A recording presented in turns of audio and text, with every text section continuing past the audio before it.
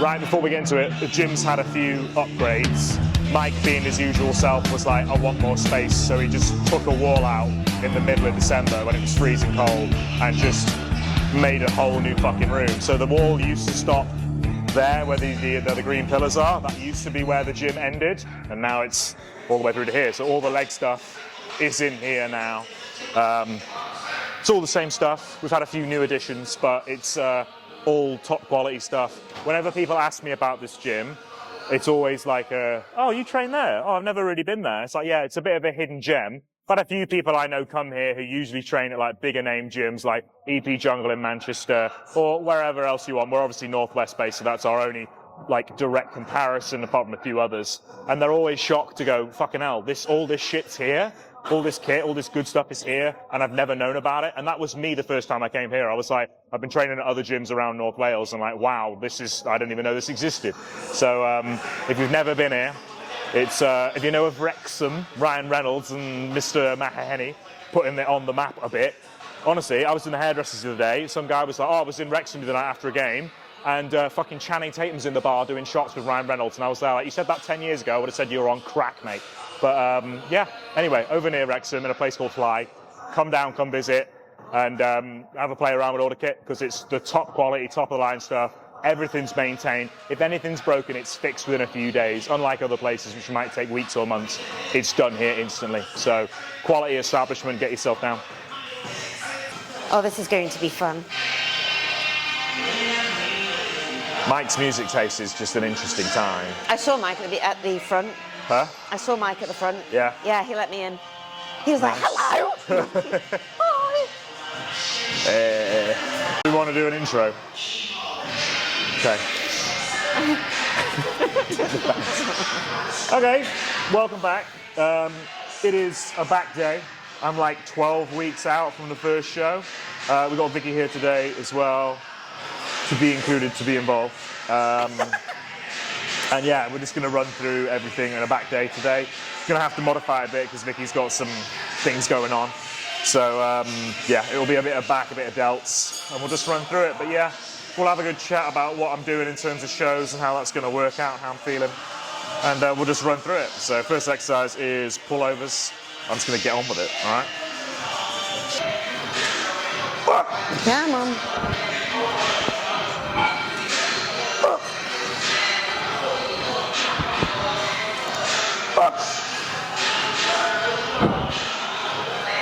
Come on, pull it down. Again.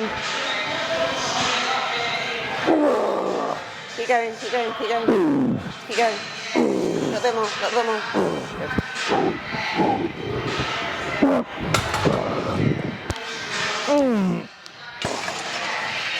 Right. Just the one set to warm up, and then we'll move on to something else, because Vicky can't do this one. Yeah. But nice big lat stretch and contraction to start. So move on to something else latty as well, because I need more of them.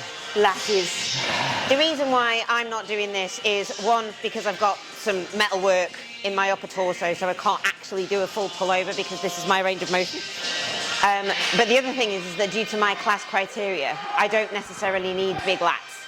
So again, one, I'm restricted, but two, not realistically based for my criteria. So again, the programming is designed for the athlete in mind. Alex needs more lats, so he needs more activation in his lats before we move into other isolation exercises.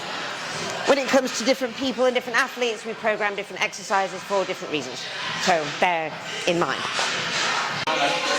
One thing to note on this machine, so we're doing a pull down now. When you see people don't have this machine and they try and replace it with a cable pull down, loads of people draw the cable into their nipple in terms of when they pull on it like this.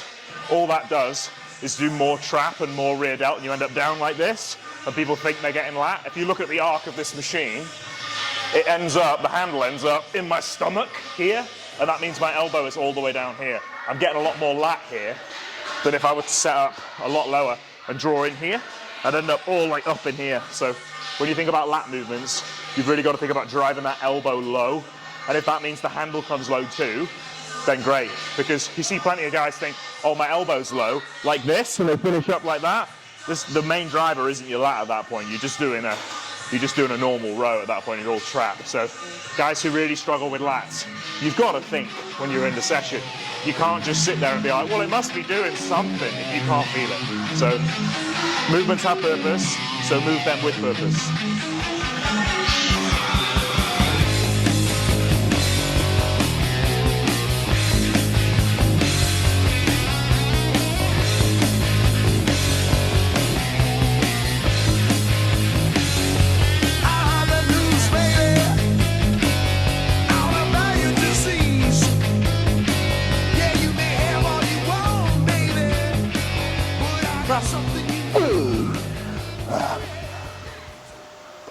Down, pull, all in. Come on. Alex was just explaining in terms of that, if you do your lat spread, you can see here that his lats are shaped like a set of wings, and it's exactly that same kind of arc. So do your pull down movement like you were just doing. See how this is a wing, and it comes right into this aspect here. Whereas if you were to use your trap and bring it into your nipple, see how it's only just hitting underneath the armpit, it's not hitting this lower lat. So think about having that arc in the shape of your lat like a wing. Foot position on lat pull down, very important as well. You need to be able to drive your knee and your shin into this pad. If it's loose, you're not going to get as good a connection, and you're just going to be fumbling around all over the place.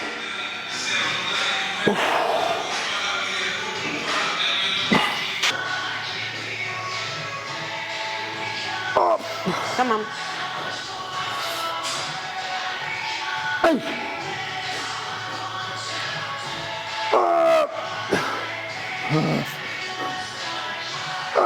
Good.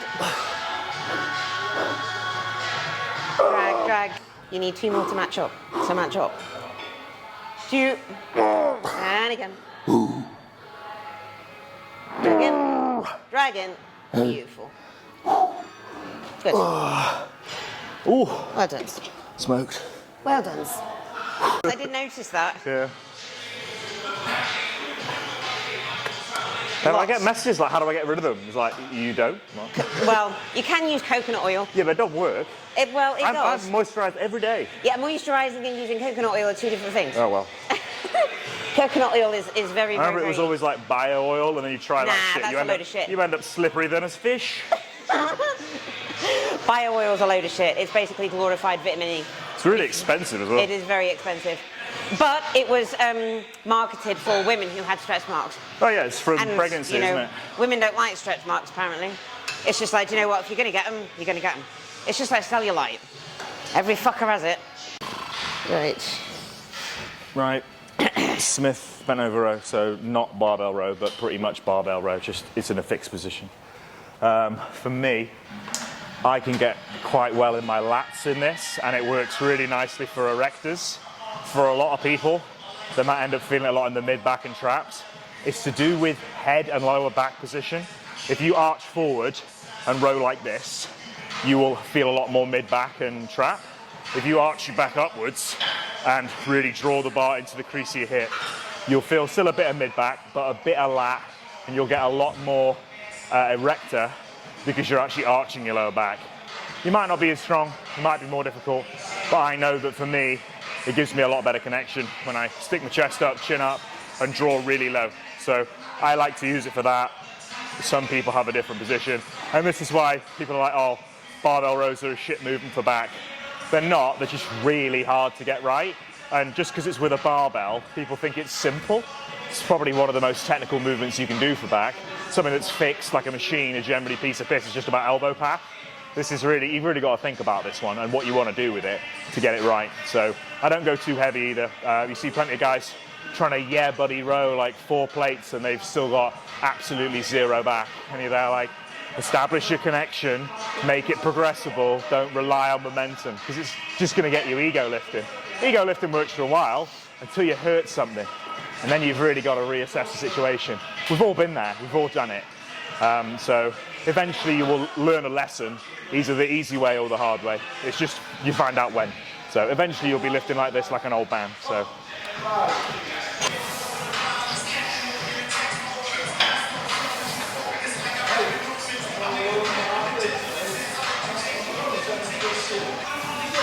Go on. Yeah. Oh. I felt nice actually. It felt okay. So short people problems. Obviously I know I'm massive. And of course, you know. I'm 5'9", so. I'm 5'1", 5'1.5" on a good day. But with this Smith machine, because of the stoppers being where they are, I can't get enough reach and get a good stretch. That's too small for me. I'll get my feet wide enough. Yeah. And everybody likes the contraction, but everybody fails to think about how effective the stretch mechanism is. And I, again, haven't trained back in fucking forever. So just actually manipulating myself to fit the machine is something that a lot of people fail to do if they have shorter in stature things. So don't be afraid about getting a block to stand on. Don't be afraid about standing on a bench. Other good things to use are yoga blocks. So like on the machine that we just did in terms of the single arm pull down, you can put a yoga block. In fact, come with me, my beautiful photographer, videographer. Oh, you can actually use a yoga block, put it in front of your chest, and it's going to give you better reach in order to get a better length and range. So you can use that as well if you're a short person with short limbs. Look at it, it's gross. 2 15s and a 20. See, he's copying the short person thing now. I am not tall, let's be honest. Yeah, but you're not small, really, aren't you? I am average height. Average. It is Aren't average. You classed as like below average now? Huh? I said, aren't you classed as below average now? Oh, well, you know, better in other ways. Good.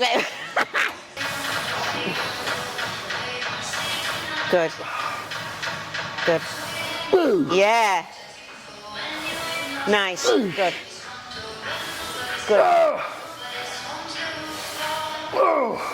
Good. Yeah. Up. Go on, pull. Good. Woo. Nice. That's harder on blocks. Can't Yeah. spread my legs. Jesus. Because you've got to stretch. Yeah.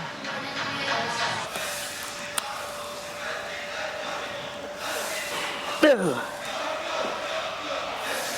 Ooh. Come on. Ooh. Yeah. Go on. Ooh. Partial. Ooh. There you go. Ooh. Right, we're done there. And you rest pausing. Am I fuck? Well, then you don't need to hook it because it's already on the bottom. You don't need to hook it. Just trying to catch my breath. Another really good thing about this exercise is that it's a full posterior chain exercise, really. So even when Alex was explaining about being mid-back, Yeah, you still get upper back, if you're in this position, all the tension is in your glutes and in your hamstrings, as long as you are keeping it tight. If you think about having a saggy ass, nothing's tight.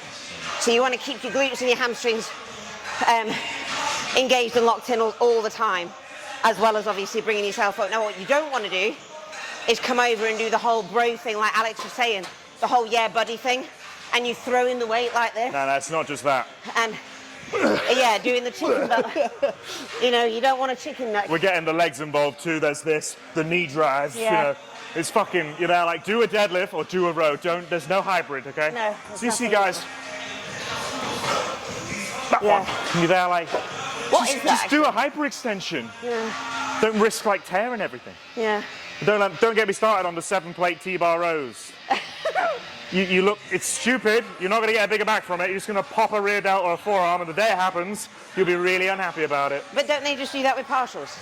Well, yeah, but it's not a partial because I'm rowing 7 plates. 7 reps. Still a partial. And then just never get on stage because it's all about the lifts in the gym.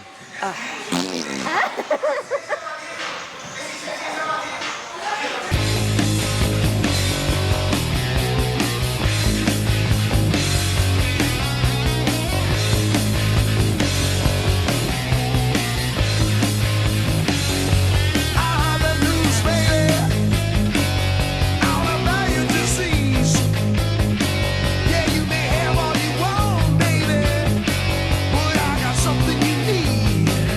Oh yeah.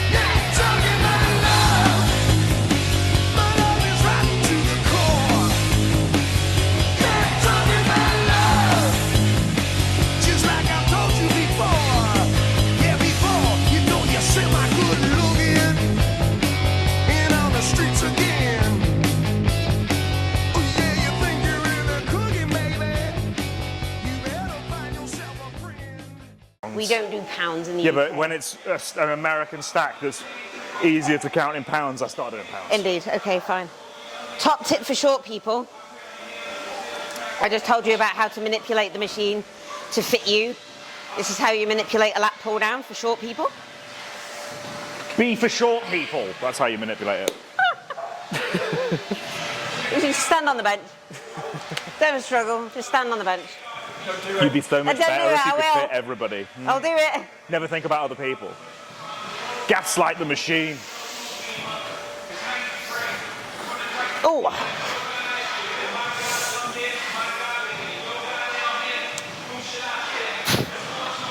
Oh, that cable's horrible.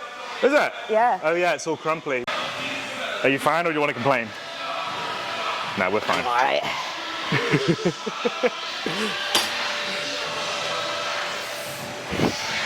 It's just a bit rickety.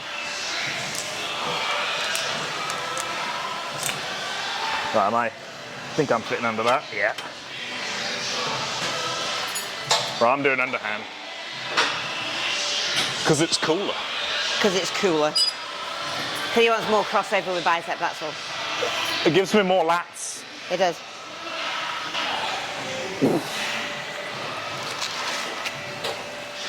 Notice the lean back and me looking up in the air. I'm not doing this. This would be very bicep. I see plenty of people do this. They're like, oh yeah, it's all back, and they're like, look how much your shoulders roll forwards. This is so much bicep. So. And there's another one where you do it as well, but obviously pull the bar here. We're in front. Yeah. I have to lean back to do that. Well, you can do that, but then You put mean- your stomach down. Yeah. And then pull over. Yeah, it's horrible. So you always want to pull the bar into the direction of your chest. Yeah, watch So it. again, you lean back, chest up, and What? pull. I'm going to smack you in I the head know. if you're not careful. And then pull into the direction of your chest. Yeah, it comes from the lower back, so I'll arch it like that. And chin up towards where the cable comes out of the machine. And then, bang. Yeah. Shoulders should come down and back. Yeah. Not just back or rolled forwards. Once you start to pull down and then you start to use every other working muscle apart from your actual upper body, so people will crunch down and use their abs, use their legs, come up all over the place and that kind of thing, you're done. You're done. It's the Nautilus pull down where you can put the plates on the side. Because it looks cool, because you can put loads of plates on it. People just do this to put more plates, and then they get no stretch, they come to here, and they're like, I'm keeping the tension on the lat, bro. You're there like, this is still lat, all the way up here. Like, It's they just all want lat. to use more weight. You just don't know basic biomechanics. Now, I've actually put my belt on because if the followers have not been following us for a while... Keep the waist tight, bro. It is. I just don't like waist trainers. No, one, because it looks fucking cool, because it says Tiny Titan on it. But no, it also actually helps me brace. So I do not have a brace in my midline. Again, story for another day. I just don't have a brace in my midline. So this actually just keeps the tension in my core a lot better when I come down into a heavier weight. You don't have to worry about... corset. I do need a corset. An internal corset would be nice. I can work out to anything. As long as it's not top 40 shit. Say that Sabrina Carpenter there, you can work out to Espresso. You can do a full leg workout to that song. Oh! Yeah, man. Oh! Yeah. Oh, come on. Couple more then.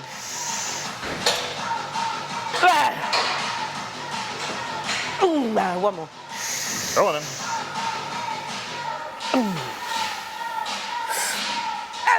Yeah.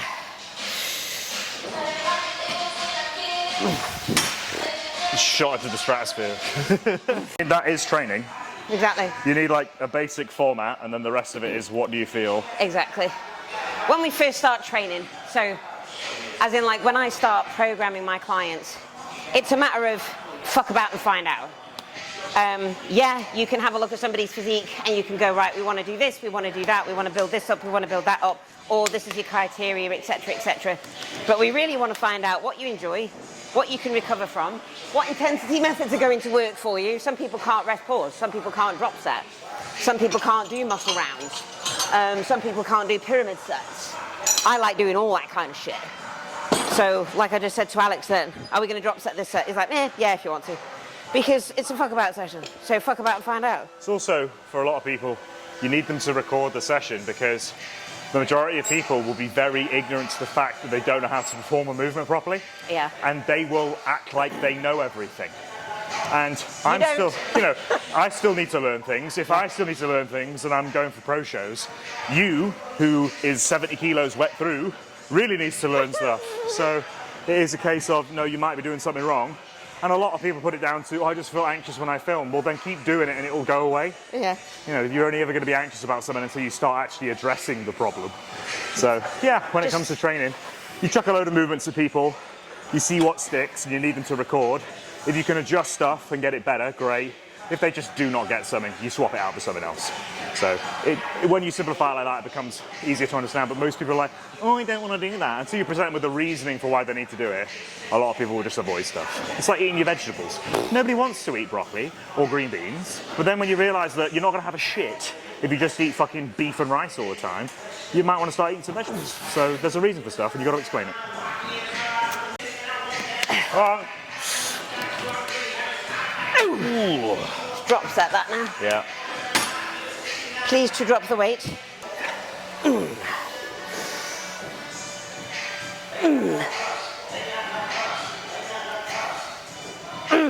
Oh. There we go again. One more.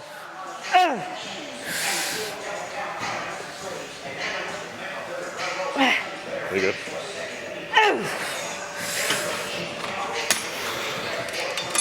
Oh.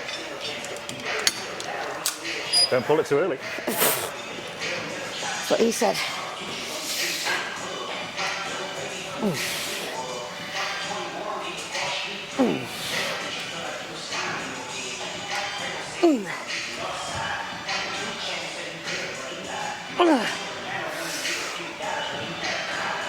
Five. 6. Oh. One more. One more then. Oh, fucking hell. Yeah, I need some more. Shameless plug. Use Alex 10. It's better, they're actually good. You're using it, you're there like, Yeah, oh yeah. yeah, they've just become part of what I do now. Yeah, it's a YouTube video. Do you see what I mean? And this is the reason why he doesn't have sponsors, because he doesn't advertise. No, it's because I'm old and I think most of my followers are gay. But look, trained by JP, Yeah. Gasp, Hardbody. Please, somebody. Use Kent 10. The gays buy stuff too.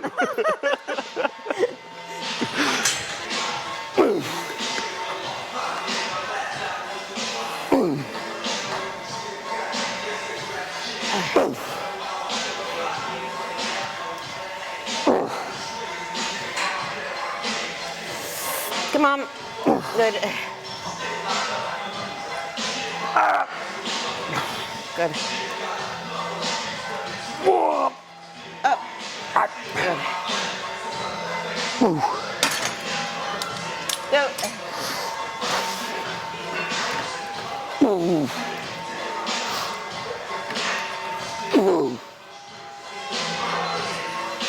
Go on, pull, pull, pull. Last one.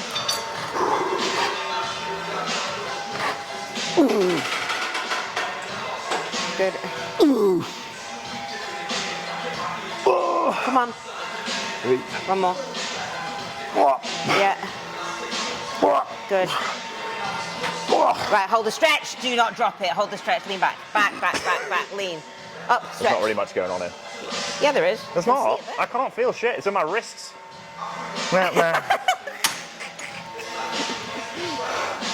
One thing you learn about your athlete, he argues. I just know what I'm doing, all right? You know, feedback, getting good feedback is good, but arguing and saying like, you know, it's like, why hire me? Why hire me if you think that you know better? That's a coach rant. You have to be proven. You have to prove it to them. Yeah. I've just noticed I haven't tied my hair One of my back. years of private education are great because you have to literally argue with people every day about your fucking existence. So it's like someone can bring to a point with you, it's like, my autism beats yours. It's been trained. I don't have autism, I'm just a little bit of a perfectionist. That's what we mean. That's what we mean. Yeah. I'm not really on the spectrum, as far as I'm aware. Maybe a little bit. I don't know. What My we do dad now? definitely is. I think the majority of people have some kind of Yeah, level of course, of autism. that's why it's just me. Right, anyway. What are we on now? A row? Yeah, I was going to look to maybe a chest supported row, if you can do that. Yeah. Yeah, and then I might do a shrug to finish. Okay, yeah. See ya. That's how we converse these days. This, and then that, Yeah. and then this, and then this. We know exactly what program we're doing. There's 4 over there. Okay. It's Mike for you. It's just like, we need a chest supported row. I'll buy 4. So the guy who owns the why gym. not? Yeah, let's do that then. Chest supported row. I'm thinking mid, back, and traps for this one. Vicky's on a different one because she wants something that does a bit more lat focus. But I want this old school flex fitness piece, which is called a dorsiflexor. Yes, for your mid and upper back. I'm gonna go super wide grip on this and really try and drive my elbows around my my spine. So I'm not, instead of thinking like elbows towards the body, which would be more lat, I'm trying to really get my elbows as far back as they'll go, so really squeezing my traps together at the top and getting a nice big stretch at the bottom. So I'm not very strong on upper back stuff, because for years I sort of neglected my upper back. All the old school guys were like, don't make your traps bigger, it makes you look disproportionate. It just completes your back, so just ignore that. Just do all the back stuff, yeah, all of it, just do it.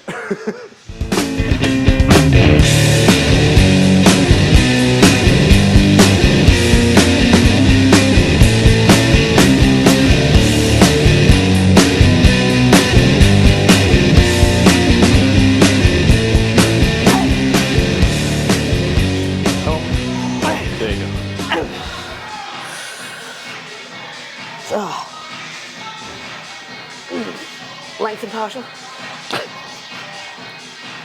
Or a missed rep, as we like to call it.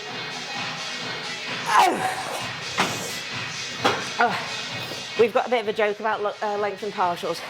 They do work. They do. You just have to use them at the end of a set. You do. Can't do a full set of them. You can't do your entire session just I doing think this. people have stopped doing it though. I think it was a trend for a little bit when the study was released going, it's better than doing normal reps. They're like, you're just trying to sell this, guys. Exactly. Just reach failure first and then you can actually hit some length and They partials. do work, but the problem is with that study is it doesn't take into account the fact that you can't actually train to failure using just full range of motion or just the contraction. No. You can't take your muscle to full actual failure. The only place that will be is in the stretch position.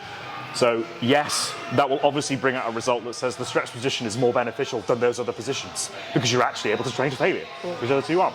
So it's just like a logical problem that study has. I'm not saying that the stretch partials don't work. I'm just saying don't do a full set of them because you get more out of doing everything. So. And like we said, fuck about and find out.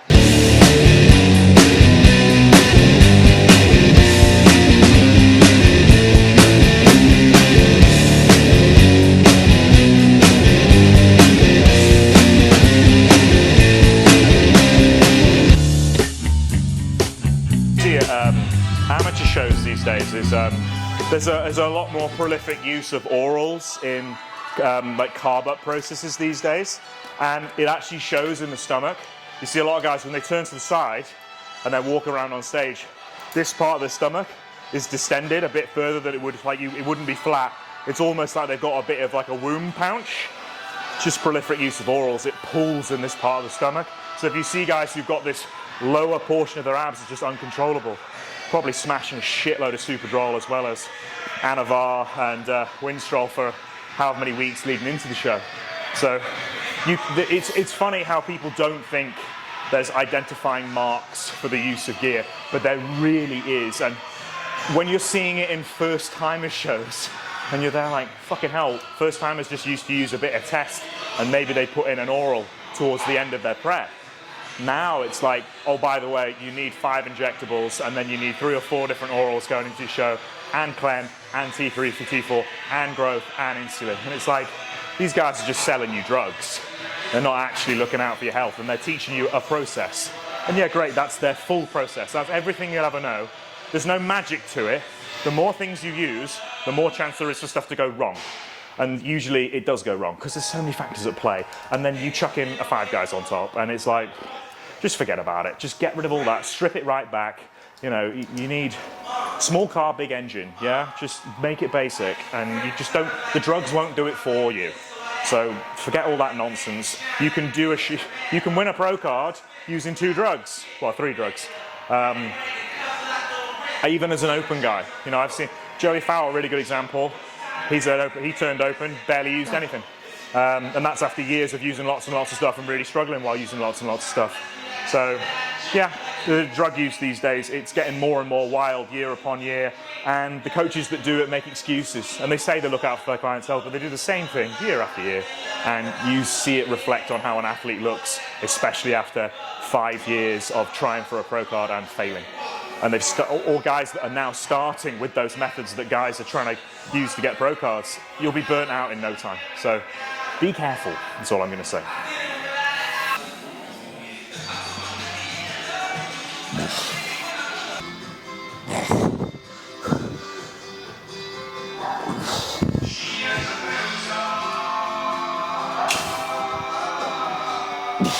Go on, up. Yeah, these are hard. Up, good. Go on, pull. Nice. So when you're doing these, you've got to make sure that you don't turn it into a hip flexor exercise. Up. Good. Because if you just raise your legs up and down, you're just working your hip flexors. So you've got to see how hard it is. So what you've got to remember to do is think about your curl as crunching and spinal flexion. So you want to think about how the boys remember it. Think about bringing your dick to your chest. That's how you're going to do it, right? So you crunch. We've tried for years. What? Well, I didn't need to know that shit, but yeah.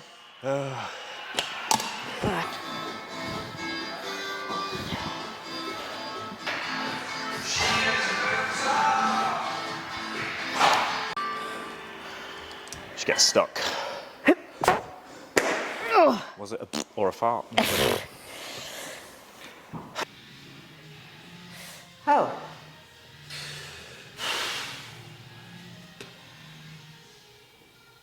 Yep. Yes. Nice.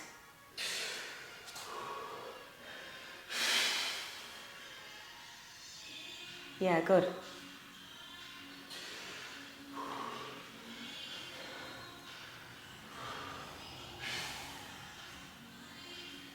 Yeah.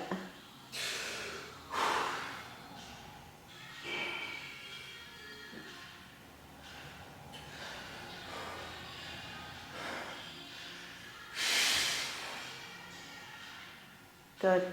Yes. Loads more detail in your hamstring coming out now.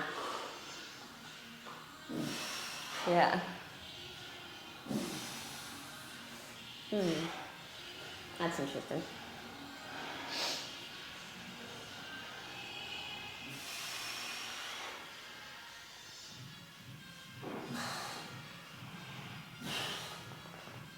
Yeah, good. Nice.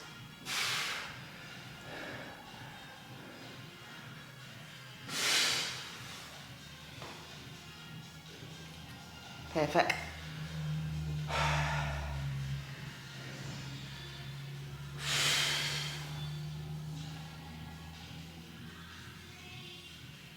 Yeah. Nice.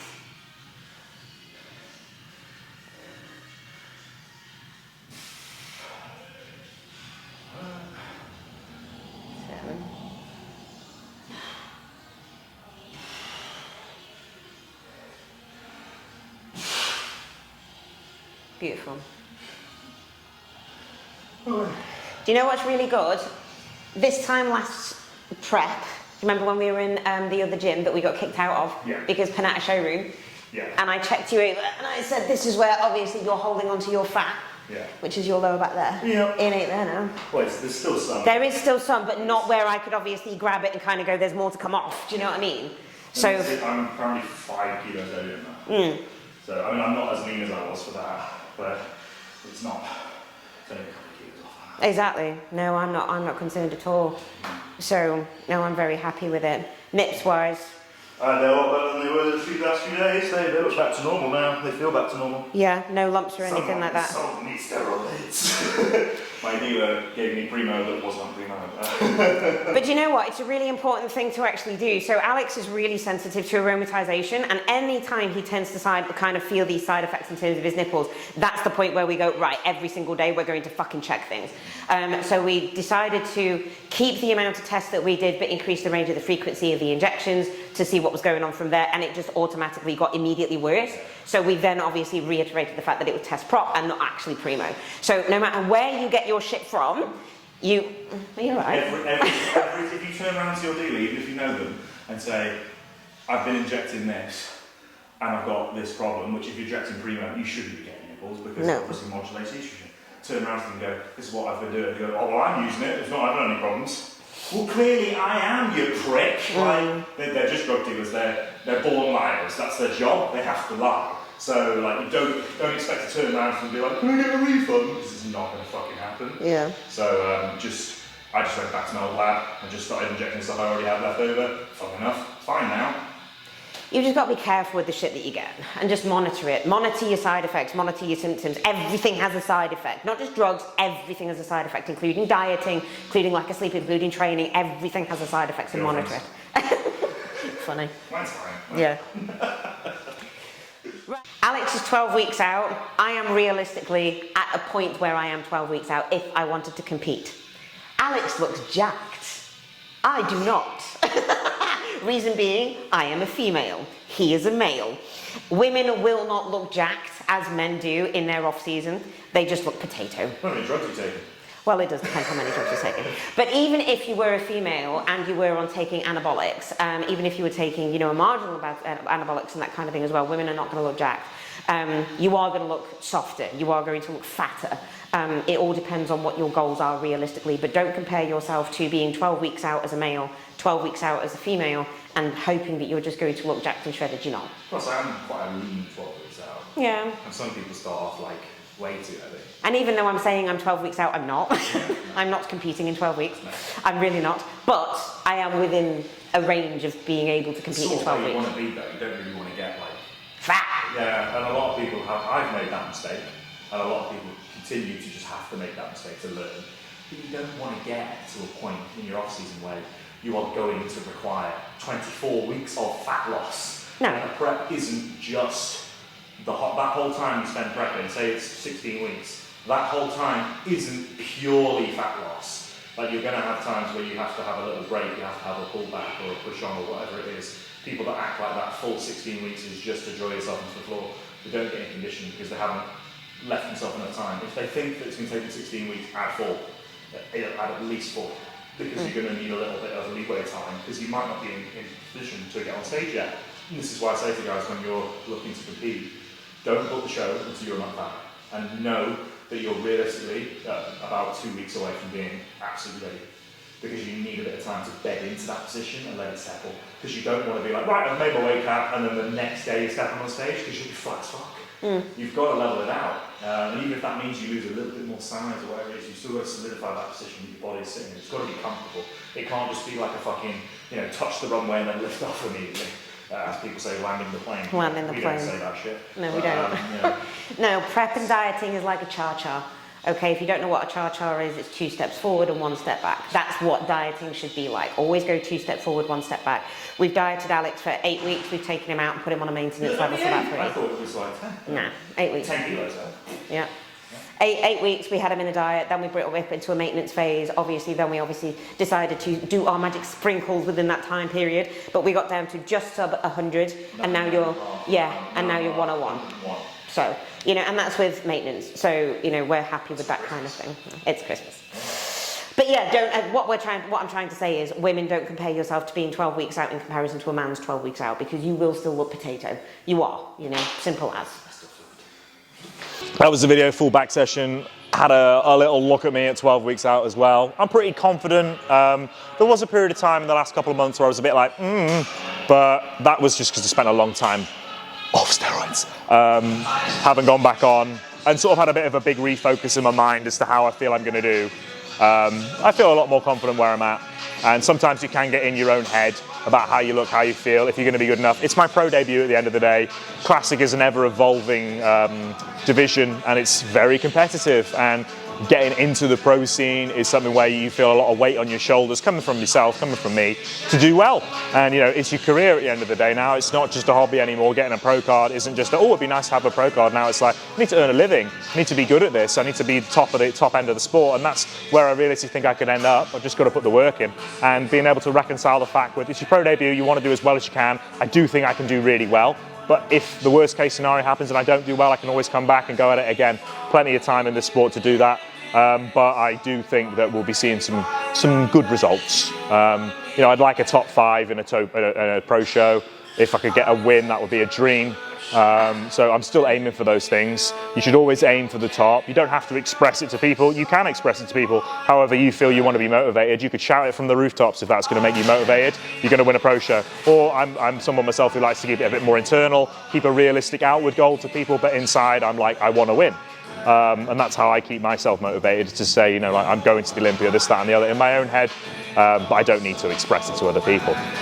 So that's the goal, obviously go to the Olympia, but for now, you know, if I don't get there in the first year, it's not the end of the world, but that's the prescient thing in my head, is I want to be going to the Olympia, I want to be doing well there, and I want to make a good career of this. You know, I'm 28 years old now, plenty of time ahead of me. I will certainly be the silver fox on stage, I feel, when I'm in my 40s, still doing this. But yeah, happy place.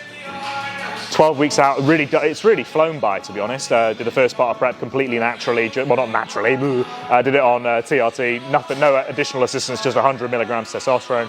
Took 10 kilos off, so came down from peak at 111 off season, and then made it way down to 99.5 kilos, around 101 at the minute. Weight cap's 96. Loads of time to get there. 12 weeks to take off 5, 6 kilos. I reckon I'll probably be about 93, 94 peeled. It's not going to be too difficult. It's not going to be like last time where I was like fucking half brain dead.